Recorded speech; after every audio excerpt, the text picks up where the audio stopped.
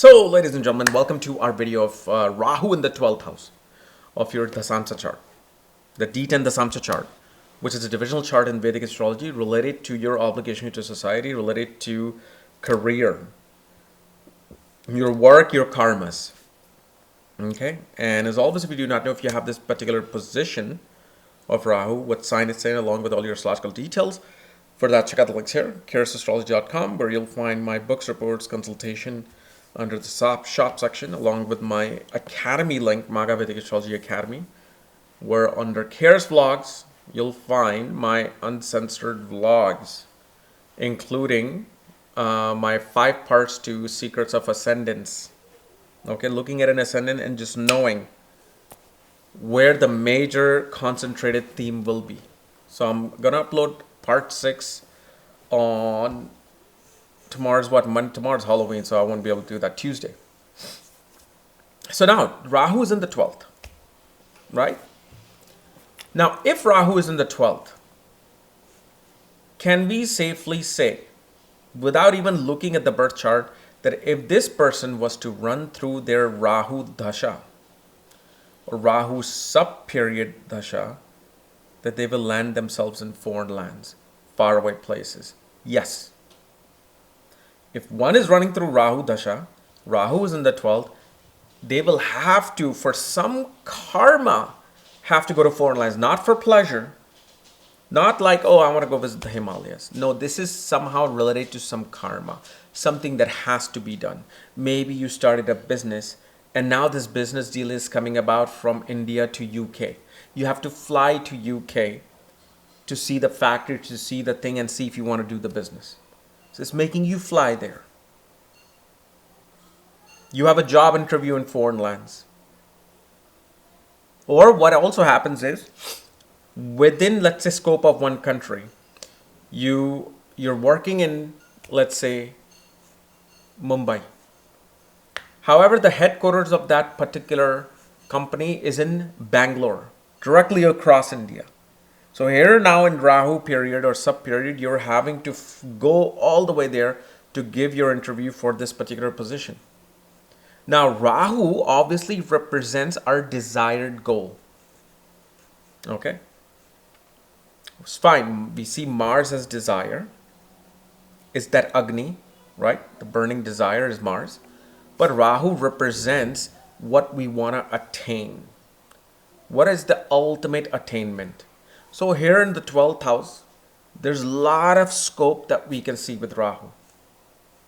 First one would be that one desires to go to foreign lands or desire to be working for multinational companies.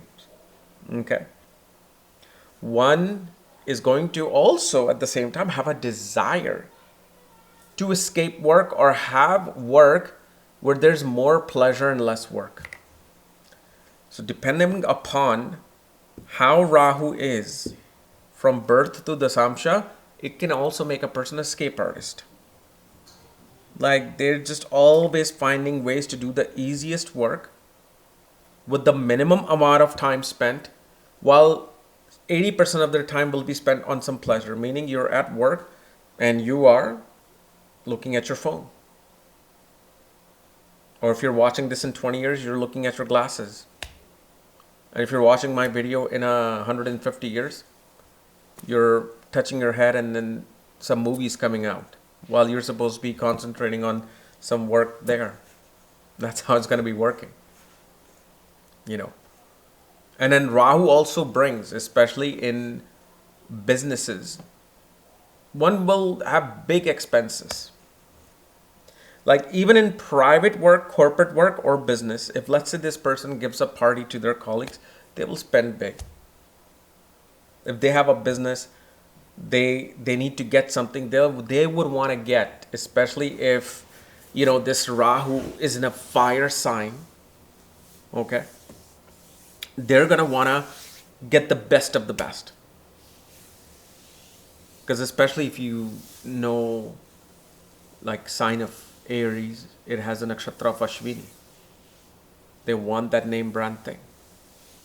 So they'll spend best of the best. They'll spend money on the best of the best equipment. If they entertain people, they want to entertain people in the big way. But also, one could have exotic business expenses. You want to read between the lines, but one can also have exotic business expenses as well here.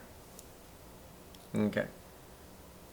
But the main thing that Rahu also, here is doing, because once you look at Ketu, you will understand the dynamic, is that this person will always try to, find that easier way out, while the antidote is to actually do the work one is supposed to be doing, because Ketu is on the opposite end. But we'll discuss that in the next cycle of, Rahu. And then Rahu will also represent your connection, some of your most important connections, because Rahu is the original co-ruler of the 11th house of connections, right? Especially now, in this day and age, Shani becomes less, Rahu becomes more. Why?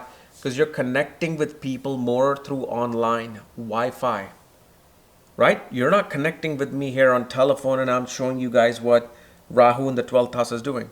No, you're connecting with me over this invisible force of Wi-Fi. So now foreign connections become big. And connections or the foreign connections will actually could bring in benefit.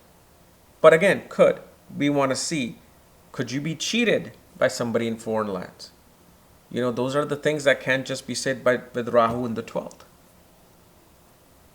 You will have to see which planet is with Rahu and is surrounding Rahu. Okay. So anyway, guys, this was my analysis of Rahu in the 12th house of your Dashamsha chart. Remember, I've just uploaded the videos on KRS vlogs on my academy with Secret of Ascendant, meaning predicting things without even looking at the chart. And for any consultations or booked reports, just the link here or in description. Otherwise, we'll see you guys on Tuesday.